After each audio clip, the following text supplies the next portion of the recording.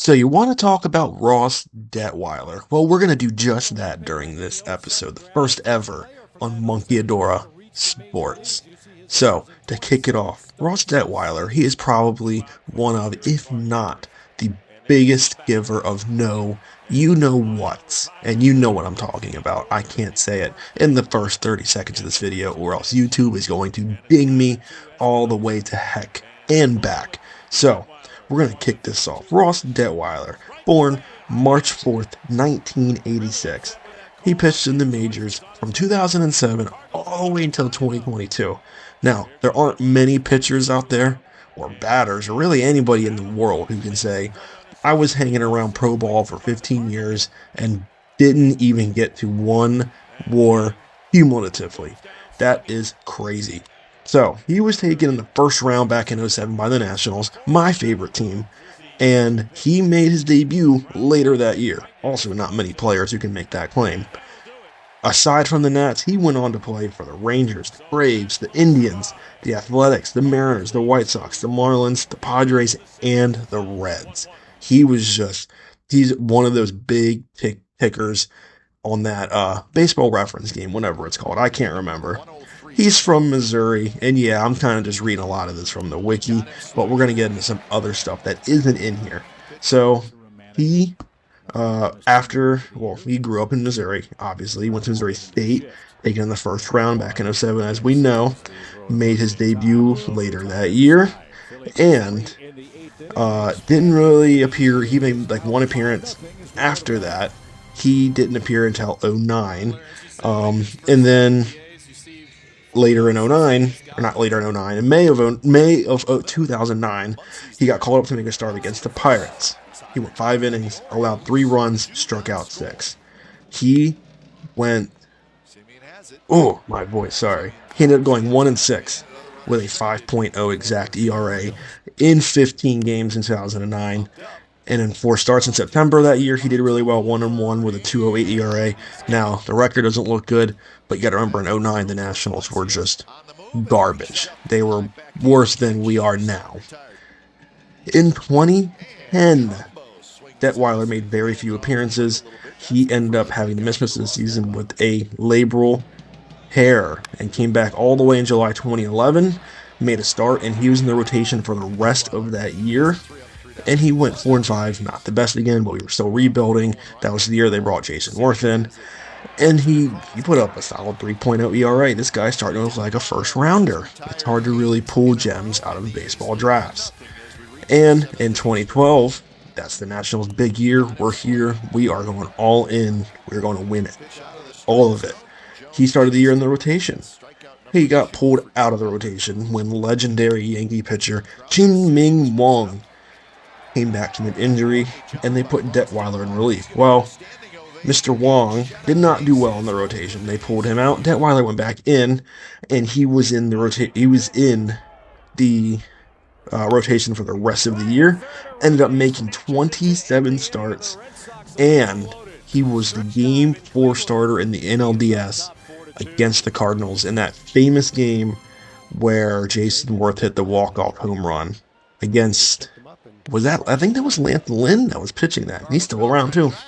But anyway, in 2012, Detwiler ended up going 10-8, the only year in which he got 10 wins. He had a 3.4 ERA in 164 innings. He qualified for a lot of stuff, and he ended up being one of the top 25 pitchers in the league that year. And sadly, from there, it kind of all started to go downhill. In 2013, he managed to pitch the first 71 innings of that year. He had a 4.04 ERA, again, respectable, good innings eater. He ended up getting hurt with I believe he had a nerve injury in his back. And he was taken out for the rest of the year, gone. In 2014, he was sent into a long relief role. Now, the reason for this is in 2013, when he got hurt, they called up Tanner Roark, who ended up being amazing. I think he threw like 50 innings of like 1-something ERA ball. I mean, Tanner Roark immediately became the new future of the Nationals right there. Detwiler struggled in his 2014 role, in his 2014 long relief role. He ended up putting 63 innings up, a 4 ERA. But in this year, this is where he earns that title of giver of no you know what. On June 20, what was it? June 24th, 2014, Mr. Ross Detwiler came into a game against the Brewers. It was extra innings. We were in the 12th inning already, or 11th inning. He came in and threw 4 scoreless innings. Now, doesn't sound like much, long reliever, yada, yada, yada.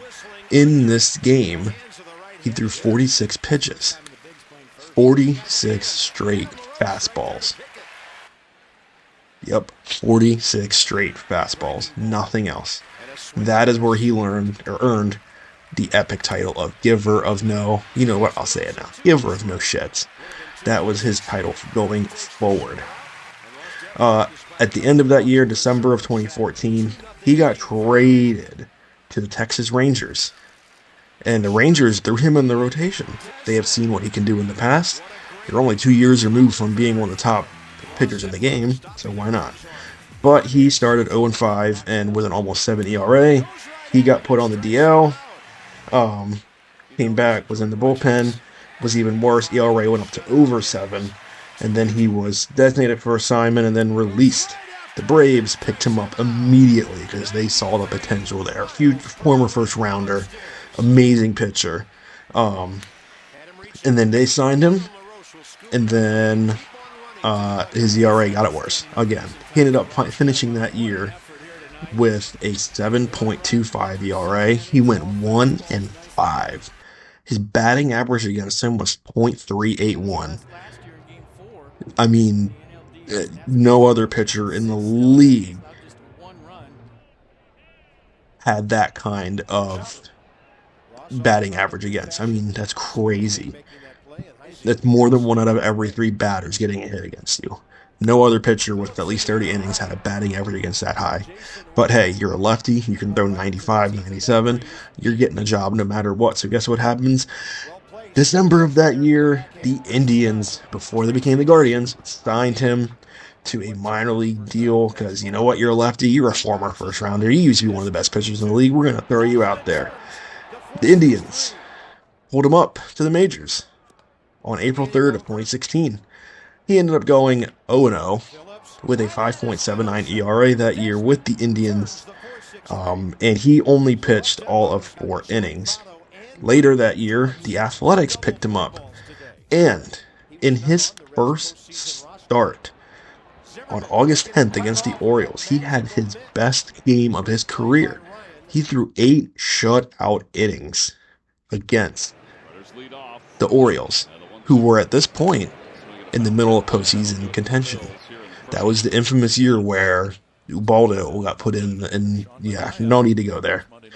But anyway, 8 shutout innings against the Orioles. Here's the crazy part. 1 strikeout. One strikeout in 8 innings, and nearly threw a shutout. He did not go in for the 9th. He was at over 110 pitches or something like that. He would go on to finish the year 2-4 with an ERA of 6.14.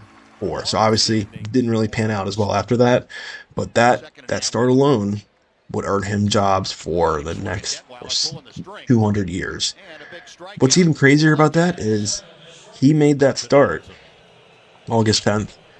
Tim Lincecum is no longer in the league. That is the last time he ever appeared. We'll do a whole video about him too, even though there's already tons. Maybe we won't do one. We'll see. But anyway, so in January of 2017, he signed a minor league deal with the Athletics again. He did not. He chose to opt out, and he ended up going to.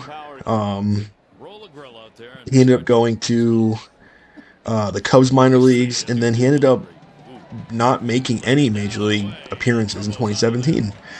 At this point, my favorite pitcher, I'm being serious, he's my favorite pitcher ever. I thought that he was done forever. So, in 2018, he signs with the York Revolution. At this point, I had no idea. I stopped following him because I thought he was out of the league. He's gone. He's been terrible for 2 years now. In 2018, or later that year, actually not even that later, Detwiler got called up to the majors to play for the Mariners. And it's even crazier when you think about this. Because in their minors in 2018, he was 2-5 with a 5.15 ERA. That's not really good. Maybe that league he was pitching in was very hitter friendly. Who knows? But he would come in long relief, gave up 3 runs in 6 innings against the Astros. And this catches some eyeballs. The Astros are the defending world champs, are the best team in the league. They're cheating left and right everywhere. And with that game, he ended up taking the loss with those 3 runs, but he helped to set a record that game where they turned 6 double plays. And then the following day, he got designated for assignment. So thanks for throwing 6 innings for us, buddy. You're gone. He's a free agent again October 5th. March 26, 2019, he signs again with the York Revolution. On May 9th of 2019, Mr. Detwiler was brought back to the majors. Or not brought back to the majors. He was signed by the White Sox, sent to their minors. He was brought up in June of that year. And he ended up pitching in the rotation for a lot of that year. In 18 games, he made 12 starts. He ended up having a career worst 6.5. That doesn't sound like, why is that a career worst? That makes no sense. He ended up having a 6.59 ERA in all that time. But hey, the White Sox love him. Everybody loves him. Fan favorite. Giver of no shits. He is signed back again in 2020. He is strictly in the bullpen. He goes 1-1 with a 3.20 ERA in about 20 innings. Respectable. COVID year, down year. But hey, he bounced back a little bit and showed that he can be competent in the bullpen. In 2021, this is the first time this has happened in nearly 6 years for him. Mr. Detwiler is given a major league contract for 2021 by the Miami Marlins.